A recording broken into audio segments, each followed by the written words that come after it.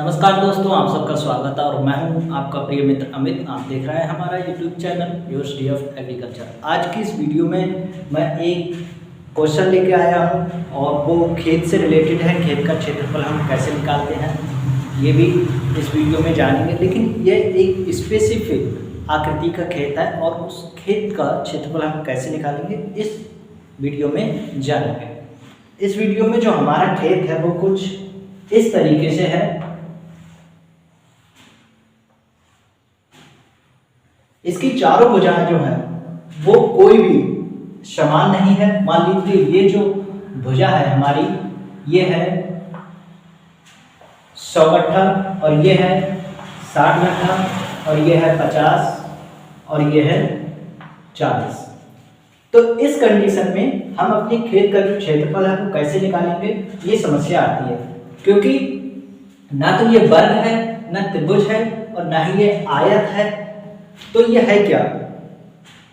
ये एक चतुर्भुज है, ठीक, जिसकी 4 भुजाएं हैं। बस ये एक चतुर्भुज है, इसमें कोई भी नियम लागू नहीं हो रहा है, इसलिए हम इसका क्षेत्रफल बिल्कुल एक्यूरेट किस तरीके से निकालेंगे वो काफी लोगों को समस्या आती है। तो सबसे पहले हम क्या करेंगे, इसमें हम सबसे पहले अपने इस पूरे कार्य को छोटे छोटे भागों में डिवाइड कर लेंगे, जिससे कि हमारा जो कार्य है वो आसान हो जाए। हम इस पूरे क्षेत्रफल को नहीं देखेंगे, हमें देखना ही नहीं है। हम अपने खेत की जो भुजाएं हैं वो अच्छे से नाप लेंगे, ठीक। और नापने के बाद जैसे कि मैंने मेंशन किया है, कुछ इस तरीके से ही आएगी, मतलब कुछ और भी आ सकती है एक्चुअल में, लेकिन ये मैं उदाहरण ले रहा हूँ तो इस तरीके से मैं आपको समझा रहा हूँ।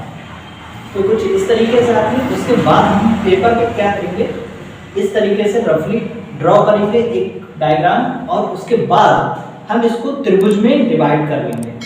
त्रिभुज में जब हम डिवाइड करेंगे इस तरीके से डिवाइड कर लिया, ठीक। अब जो इस तरीके से हमने डिवाइड कर लिया तो त्रिभुज का क्षेत्रफल हम निकालना जानते हैं, चाहे वो कैसा भी त्रिभुज हो। और लेकिन शर्त क्या है, उसमें शर्त यह है कि हमें त्रिभुज की तीनों भुजाएं पता हो।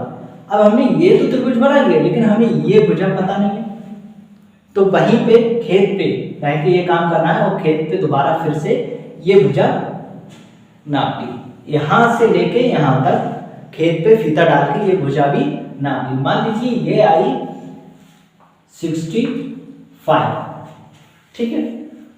इसके बाद हमें कौन कौन से त्रिभुज मिल गए, एक तो ये त्रिभुज मिल गया, एक ये त्रिभुज मिल गया, ठीक, 2 त्रिभुज मिल गए हमें।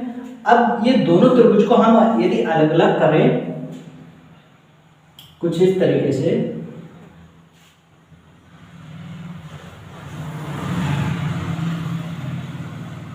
तो इस तरीके से मिलेंगे और इनकी हमें सब भुजाएं पता है, क्योंकि ये है 100, ये 60 और ये 65, ठीक। ऐसे ही ये 50 और ये 65 है और ये 40। क्या अब हम इन त्रिभुजों का क्षेत्रफल नहीं निकाल सकते? जरूर निकाल सकते हैं। कैसे? हीरोन्स फॉर्मूला लगाइए, जो कि मास्टर फॉर्मूला कहलाता है। कैसा भी त्रिभुज हो उसका क्षेत्रफल हम निकाल सकते हैं। हीरोन्स फॉर्मूला क्या कहलाता है? वो है क्षेत्रफल, त्रिभुज का क्षेत्रफल equal to under root S और एस माइनस के ए, एस माइनस के बी, एस माइनस के सी। और इस फार्मूले में S क्या है, A क्या है, B क्या है, C क्या है, ये मैं आपको बताता हूँ। इस फार्मूले में जो S है वो हमारा क्या है, अर्ध परिमाप है। ऐसे ही A और B और C ये हमारे त्रिभुज की तीनों भुजाओं का माप है, ठीक है। तो A, B, C क्या है, भुजाएं किसकी, त्रिभुज की, ठीक। इसमें S अर्ध परिमाप हम निकालेंगे तो किस तरीके से निकालेंगे, a plus B plus C upon 2, ठीक। ये हमारा अर्ध परिमाप हो जाएगा। और परिमाप किसे कहते हैं, a प्लस बी प्लस सी। इसको जब हम तीनों भुजाओं को जोड़ देंगे तो जो निकल के आता है वो हमारा परिमाप हो जाएगा, और जो निकल के आ रहा है उसको हम आधा कर देंगे तो वो क्या कहलाएगा, अर्ध परिमाप, ठीक है। तो अर्ध परिमाप त्रिभुज A की कंडीशन में अर्ध परिमाप हमारा क्या हो जाएगा, 50 प्लस 40 प्लस 65/2। फिर इनको जोड़ने के बाद हमारा क्या आएगा 155/2। और 155 का आधा कितना हुआ, और 155 का आधा कितना हुआ 77.5, मतलब 77.5 हुआ। अब इसके बाद हम त्रिभुज ए का क्षेत्रफल निकालते हैं। त्रिभुज ए का क्षेत्रफल हम फॉर्मूले में सभी वैल्यू फिट कर देंगे। एस हमारा क्या निकल के आया 77.5 और एस 77.5 माइनस के ए, कोई सी भी भुजा ले लीजिए, सबको घटा के लिखना है। ठीक, तो 50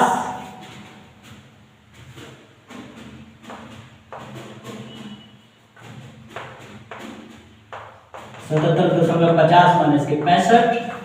इसी तरीके से आगे लिखेंगे 40।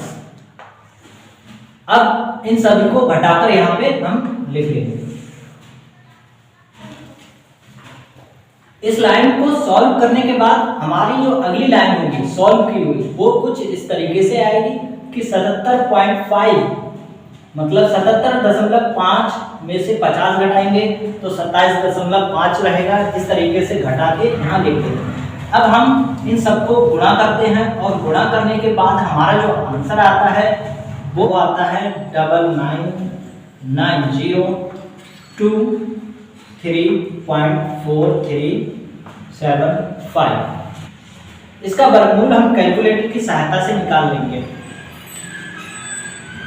और वो आता है 999.51।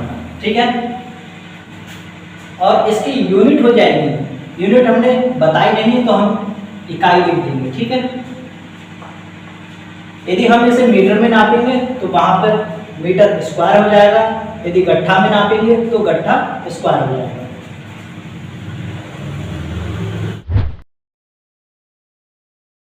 इसी तरीके से हम त्रिभुज बी का क्षेत्रफल निकालेंगे और दोनों क्षेत्रफलों को हम जोड़ देंगे। उसके बाद हमारा जो खेत का क्षेत्रफल है वो एग्जैक्ट निकल के आ जाएगा। चलिए अब त्रिभुज बी का क्षेत्रफल निकालते हैं। क्षेत्रफल निकालने से पहले हम क्या ज्ञात करते हैं, अर्ध परिमाप ज्ञात करते हैं इस फॉर्मूले से। और अर्ध परिमाप के लिए हम क्या करेंगे 100 प्लस 65 प्लस 60 को जोड़ने के बाद इसे आधा कर देंगे और 225 हो जाएगा बटे 2। इसका आधा कितना हो जाएगा 112.5। ठीक, ये निकल के आएगा। अब इसके बाद हम वही फॉर्मूला ये यूज करेंगे और त्रिभुज बी का क्षेत्रफल निकालेंगे। त्रिभुज बी का क्षेत्रफल हमारा जो परिमाप आया था वो आया था 112.5 गुणा 112.5 माइनस के 65, यहाँ पे लिख देते हैं गुणा 112.5 माइनस के 100। इसी तरीके से 112.5 माइनस के 60। ठीक है, आगे लिख लेते हैं 112 के 112 ही रहेंगे गुणा 112 में से 65 घटाएंगे। इन सबको घटा के हम लिख लेंगे। इन सबको घटाने के बाद जो हमारा यहाँ पे आंसर आएगा वो आएगा 133,976.5625। इसका भी हम वर्गमूल कैलकुलेटर की सहायता से निकाल लेंगे और जो वर्गमूल आएगा वो हमारा आएगा 3650.47 और इकाई का स्क्वायर। ठीक है, ये हमारा त्रिभुज बी का क्षेत्रफल आ गया है। अब हमारा जो खेत का क्षेत्रफल है वो क्या हो जाएगा, पूरे खेत का क्षेत्रफल संपूर्ण क्षेत्रफल, त्रिभुज ए का क्षेत्रफल प्लस त्रिभुज बी का क्षेत्रफल। त्रिभुज बी का क्षेत्रफल है 365.47, ठीक।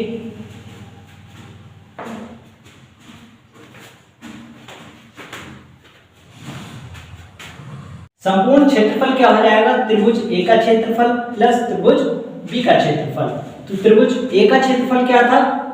99.51 प्लस त्रिभुज बी का क्षेत्रफल, बी का क्या है?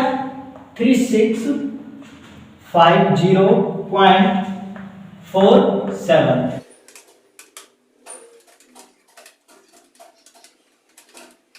इन दोनों को जोड़ने के बाद जो हमारा आंसर आता है वो आता है 4649.98। ये लगभग हो जाता है 46 और इसको 50 का इकाई का स्क्वायर। यदि हम दूरी को मीटर में नापेंगे तो ये हो जाएगा 4650 मीटर स्क्वायर। यदि हम गट्ठे में नापेंगे तो ये हो जाएगा 4650 गट्ठा स्क्वायर, ठीक है, मतलब वर्ग गट्ठा हो जाएगा। ऐसे ही किसी भी यूनिट में आप नापेंगे तो ये वही यूनिट निकल के आएगी। तो दोस्तों ये जो मेरा तरीका है खेत का क्षेत्रफल निकालने का, आप जरूर बताइएगा कमेंट करके कि आपको कैसा लगा। इस वीडियो को शेयर कर सकते हैं अपने दोस्तों के साथ। Thank you.